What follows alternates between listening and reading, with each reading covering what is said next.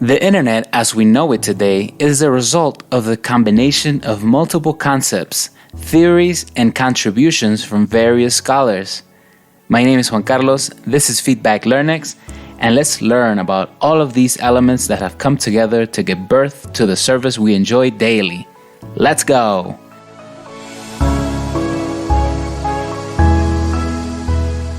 It is not possible to attribute the creation of the internet to a single person or a single place where it originated, but rather to a conglomerate whose contributions favored the development of this network. In any case, the invention of the internet is attributed to Dr. Leonard Kleinrock, who proposed the creation of a worldwide network in his paper Information Flow in Large Communication Nets, published in May 1961.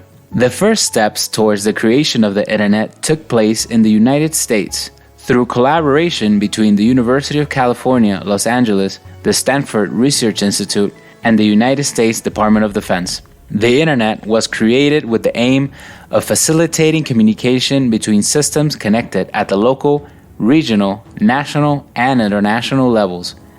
In other words, to facilitate the exchange of information. Joseph Carl Robert Licklider was appointed head of the Information Processing Techniques Office, attached to the Advanced Research Projects Agency of the United States Department of Defense. As head of that office, Licklider expressed his desire to have connected the world through a network. However, Licklider was not a computer scientist or a programmer, so he hired a group of specialists to carry out his idea.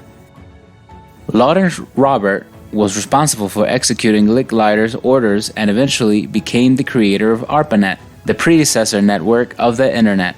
Roberts was the first person to put into practice the network theory created by Dr. Kleinrock.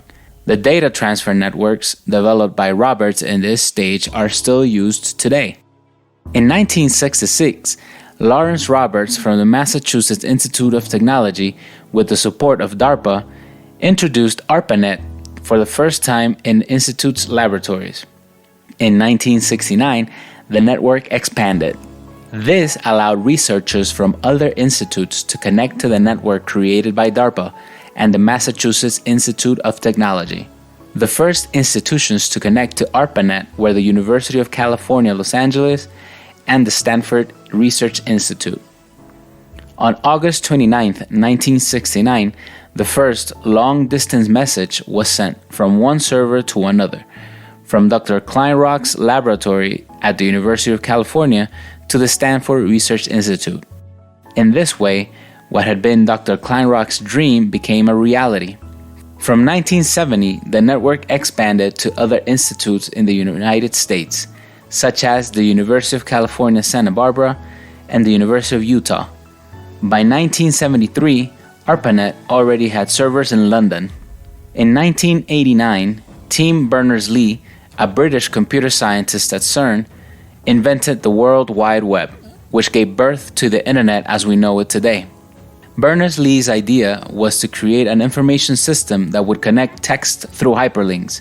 To achieve this, he included the use of hypertext transfer protocols, or HTTP, to connect the network of texts to a computer. In this way, it was no longer just connecting one computer to another, but establishing a relationship between a computer and all the information available on the network. Likewise, the www system made it possible to exchange information between computers that were not compatible.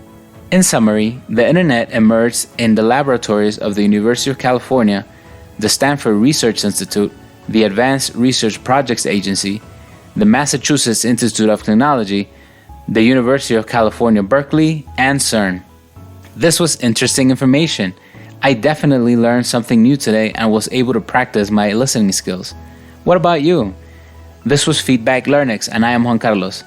I'll talk to you next week.